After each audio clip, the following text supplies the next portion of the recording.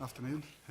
If you'd like to ask a question, please raise your hand, just so we can get a mic for the simultaneous translation. Vinny, do you want to go first? Arne, good afternoon. First of all, just wanted to check on Alexander Isak. What chance of him figuring and getting some game time, at least in this game against Atletico Madrid? There's definitely a chance because he's in the squad. So then there's a chance to play, but I would normally always say 99.9% sure, but I can say it's 100% sure that he will not play 90 minutes. But he's part of the squad, so it's already a Champions League game to look forward to. But if people look forward to his playing time, that could mean that could happen tomorrow as well. Even a chance to start then? The only thing what is sure is that he would not play 90, and all the rest you will see tomorrow. Obviously, we look at Florian Wirtz and the switch that he's made coming to Liverpool, and I think there's probably an argument to say that we've not seen the best of him just yet. I think there were flashes in the second half, at least, against Burnley once again. What do you put that down to, though, the fact that we've not seen the best of Florian just yet, and what kind of adjustment is he having to make? I put that down to Bournemouth, I put that down to Newcastle, I put that down to Arsenal, I put that down to a team we faced this weekend that only conceded 14 goals last season. If it's correct, I don't know, but someone told me today it's the first time in 18 months that Burnley lost a home game. So if I'm wrong, that's because of that person.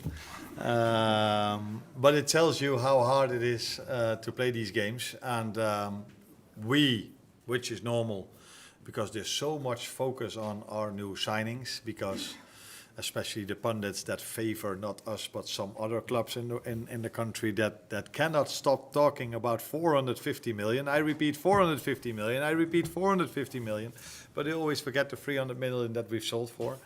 And these players that we've brought in are indeed a lot of money, but they are playing now together with players that are worth same amounts of money. So yes, if we want to strengthen the squad, we need almost to spend that much money, because then they are, if we sell Dominic Szoboszlai tomorrow, he would be worth 100 million as well. So there's so much focus on Florian, but the ones that have stayed behind still in the team haven't scored 4 goals or 12 assists as well. So he's been part of a team, Florian, that is on top of the league, that won 4 games. He's part of the team that won against Newcastle, that won against Arsenal, where the team of last season didn't win away at Newcastle, didn't win at home against Arsenal. So it's the way you want to look at it. Yes, he hasn't scored 4 goals or 12 assists in the first 4 games, but for me that's down to the quality we faced, and he's part of a team that's number 1 in the league at the moment. And you have said the best is still to come from the group as a whole. So how well equipped do you feel you are to compete on all 4 fronts once again, even go further than what you were able to do last season? Yeah, I think we are far above my expectations during the summer. So we all know what happened this summer. We all knew when the program or the schedule came out that we had to face Newcastle away, Arsenal at home and Bournemouth at home. And it turned out to be Burnley a difficult one as well, but that is maybe not what I expected it, but not in the fashion as it happened on Sunday. So for us to be on 12 points now is so much more than I expected, especially after we've had so many changes in the group as well, in our squad, sorry. And yeah, I think we can do better, but we're not every time going to face Newcastle away and Arsenal at home. How does this test compare to what you faced already, Atletico? Sorry? How does this test against Atletico then compare to what you faced already in the Premier League? When I was at Feyenoord in the Eredivisie, you knew when you went from a Sunday to a Wednesday, you had to make 2 steps up, unless you played Ajax or PSV in the weekend. But if you play Premier League, it is either the same quality you face or a little step up. So yes, it's again a very difficult one, because Atletico Madrid has done so well in La Liga over so many years with Diego Simeone. They were even able to win the league twice when you face Real Madrid and Barcelona, and they've been twice in the final of the Champions League. So this again is a team that is a difficult one to play against, because of the mentality, because of their team performance, because of their individual quality. The last time I faced them, I still wake up sometimes, that's not true, but at night thinking about Griezmann, how good he was in that game. I think we lost 3-1. I'm not exactly sure, but he was outstanding that game. So the good thing now is that in my team I have players that can do similar things than Griezmann can do. And although I loved my players at Feyenoord a lot as well, but at that moment of time, in their moment of their career, they were not able to compete with Griezmann on that night. Thanks, Arne. Carlos? Hi, Arne. You talk about the new players coming in, but you have won those 4 games in the Premier League. What does that say about the squad? And also, the mentality, that strong mentality has stayed there, hasn't it? Because you've won those games late on. Yeah. Yeah, everybody's very focused on us winning the game late on. But that, again, has a lot to do with the teams we faced as well. So, of course, it has a bit to do with how fit we are, that we can always keep on going and make the difference in the last part of the game. But if you face maybe teams that are not as strong as that, you are able to win the game a bit earlier. So it probably also tells you how difficult our schedule has been in the first few games for us to be, that we need to win it in the end. Then people will tell me, yeah, what are you talking about? You've played Burnley as well. But again, this team only conceded 14 goals last season in the whole season. So yeah, very happy with where we are, especially because I don't know if everyone knows what I mean with that, but I think everyone does. What a summer we've been through. And I'm not talking about selling players or bringing players in. I think we all know where I'm talking about. And then to be here with 12 points after such a difficult start in terms of the teams we faced is more than expected. But still, we know as well, and we want to do better. But I also wanted to do better than last season. So if we would have kept that team together, we needed to do better as well. And that's why we are every day on the training pitch to try, and in meetings to try and make the team better. You talk about the new players, but one of the older players, Andy Robertson, came off the bench on Sunday, played brilliantly well against Burnley. How much can he help, like a Milos Kerkez, for example? Brilliantly well. I think he played well. That we agree. If he would have played brilliantly well, he would have hit his left foot outside shot into the top corner. No, he had a very good impact. Milos started the game not brilliantly well, but he started the game well. But we had to take him off, and then it's such a nice thing that you have Andy Robertson to replace him, and he just came in the team as if he'd never been doing anything else and started to play with his teammates. But it was a difficult game for us, so I don't think anyone played brilliantly well. But he definitely played well, and so it's good to have him in the squad. That's for sure. Carl? Hi, Anne. I just wondered what you learned from last season's Champions League, particularly in terms of the format. You finished top of the group and then didn't get a particularly favourable draw, and whether that will influence how you approach this Champions League. I got that question just a second ago as well. I think it's not a smart thing to do is judge something on one event, because if I judge it on one event, I would say it's of no interest if you end up number 1 or number 7 or number 8, because we had a very difficult draw, and the number 11 Real Madrid had to play the number 22, which was Man City. So what I like about this draw is tonight I go home.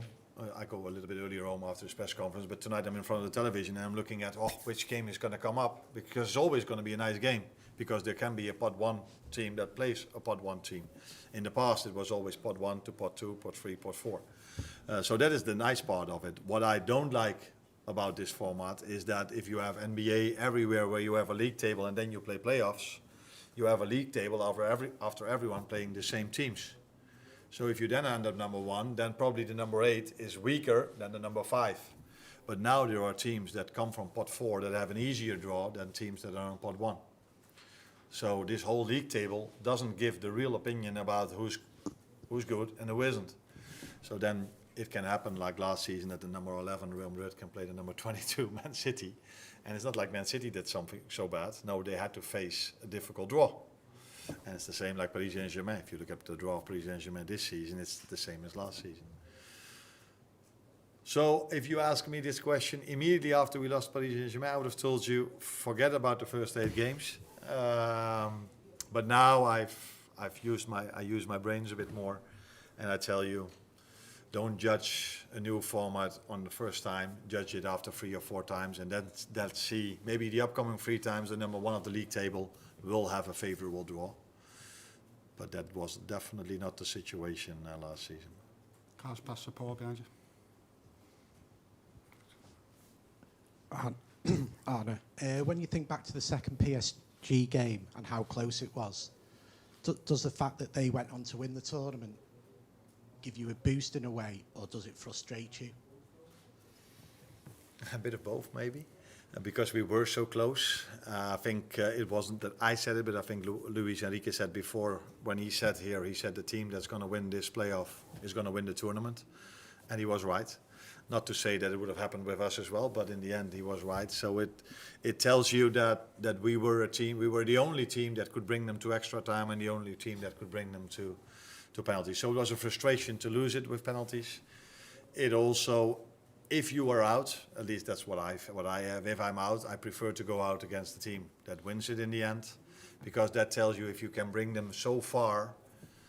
Yeah, it's a bit too simple to say, yeah, then we weren't that far off of winning it as well. But we felt that was the best team in Europe last season. I think everybody agrees to that, because they won the French League, they won the Cup, they went to the Club World Cup, were very close of winning that as well. So it's fair to say they were the best team in Europe last season. That we were so close of beating them gives us also the confidence that we are able to compete in this league as well. But even if we would have lost them 2 times with 4-0, I would still tell you now that Liverpool will always be able to compete in the Champions League. At the front. Hi Arne, Artur Kovács, RTL Hungary. We can say that Dominik Szoboszlai can play brilliantly well as a right defender, but now Jeremy Frimpong is fit again. Can he return to the midfield, maybe? And Conor Bradley is fit again as well. But we also have 4 very good midfielders fit as well. Endo, McAllister, Dominic, Florian. Do I have got one? Curtis is not fit, Curtis Jones. So yeah, in every position we have a lot of competition. He can play in both positions. And let's see if he plays tomorrow, where he's going to play. Just behind. Hi Arne, Gabriel from Swedish SVT. What do you think will be the biggest challenges here for Alexander Isak in the first time in the club that he must focus on? Getting fit. Getting fit after missing out 4 months and of proper team sessions. He doesn't have to prove to anyone that he's good enough to play in the Premier League, because that's what he's proven already at Newcastle. So the main challenge he has is to become so fit that he's first of all ready to do what he did last season. And then speaking about Paris Saint-Germain, I don't think anyone is surprised that I was mainly impressed by the way they press. So it's double press. And that is what was Dembele was one of the examples that was so outstanding in his pressing game. So everybody is focused on Paris Saint-Germain about all the goals they score, but I was mainly impressed by the way they pressed. And so the moment he's fit and match fit and he can play 90, and then the next step is playing 3 times in a week, 90 minutes, and then the next step is going 1 step further in terms of pressing. And that's what he has to do, and then scoring goals and doing special things in attack, that is something he will 100% sure do. Jan, here. Hello, here in Spanish. Spanish, yes. Please. Yeah. Hablabas antes del mercado de fichajes en España. Se ha hablado mucho del dinero invertido por el Liverpool. ¿A ti te molesta que se hable tanto del dinero que se ha gastado el Liverpool? Y si estás de acuerdo en que por ello vosotros seáis considerados los favoritos a ganar la Champions.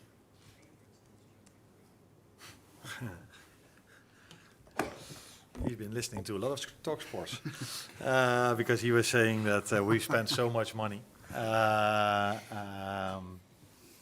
and it didn't came to him probably that we've sold for 300 million. I repeat, for 300 million. as well. I think it's only a compliment. I think it's only a compliment that people tell everyone that we've spent so much, because that tells you that the players we've brought in are seen as very good players. So I'm for a part responsible of bringing the players in as well, together with some other people. And I think we should see this as a compliment, that everybody is like, wow, they did great business. And I think we did. We've brought in great players, and to add to that, we've already lowered the age of the players. So some other teams prefer to bring in 27-year-olds because they're already, bam, ready. But we think we've brought in players from 21, 22 that are ready, but also 21, 22. So, and then if they are 4 or 5 years with you, you can still sell Luis Diaz for 80 million. But if he would have been 28, I think it's harder to sell him for 80 million if he's 32. So that's our model, and I think that model should get a lot of praise, because I've said it here in England once or twice, and I can say it one more time to you as well. I think all the money we've spent, we generated ourselves by selling and winning the league after we didn't buy anyone at all. I don't know if you know, but if you win the league, that's quite good financially as well. So those two situations led to the fact that we could spend 450 million. It wasn't as if we looked in the ground and saw, oh, there's money coming up, let's spend 450. No, we've generated ourselves, and that is, I think, a big compliment for the model we have and for the quality players we've brought in, that everybody is only talking about the 450 we've spent. Mo? And we are always, that's not a surprise to you, if you're Liverpool, you're always, if you're an English club playing in the Champions League, you belong to one of the favourites. Hi Arne, you mentioned earlier Curtis Jones is still out for this game. Could you tell us a little bit more about the nature of his injury, how long you expect him to be out for, and whether or not this affects your use of Alexis McAllister, who himself is still finding his way back to full fitness? Yeah, I can talk to you for a long time, but I already talked for a long time, so he will train with the team tomorrow. So hopefully he's able to be in the squad on Saturday, but not for tomorrow yet. Lewis? You mentioned earlier about Robbo coming in and doing well. You just ask on Milos, how has he taken being substituted so early? Have you spoke to him about that, and is he, fine, ready to rise to the challenge again? Yeah. Although you never know when they're sitting in front of me, or when I have my team meetings, they don't stand up and say I disagree with you. But maybe when he's at home and he's talking to his father or his girlfriend or his friends, he's like, "What a stupid decision this was." But when I'm around, he comes across as if he understood it. And I've shown yesterday that, because that wasn't maybe clear for every player, you could see after he made the foul, which you could argue if it was a foul or not, but the referee blew his whistle. I've highlighted that 6 of their players went over to the referee, and the referee made twice a signal like this, no, this is not a yellow card for me, this is not a yellow card for me. And for me it was like, You could even argue if this was a foul or not, and it's already necessary to tell everyone in the stadium that it was definitely not a yellow. What will happen if he makes a normal foul, which is normally not reason for a yellow? So for me, that combination, if their players wouldn't have gone to the referee, if he wouldn't have made this thing, I would have at least kept him on till half-time. But I felt also the atmosphere in the stadium, smart from their fans, by the way. They were on every decision, they were on top of the referee. I felt if he only touches him once, he's under a lot of pressure not to give him as yellow. And that's what I tried to explain. And again, he said he understood, but yeah, I don't know what he says to his fans about it, but to me, he says he understood. Hold on. Yeah, thank you. You're welcome.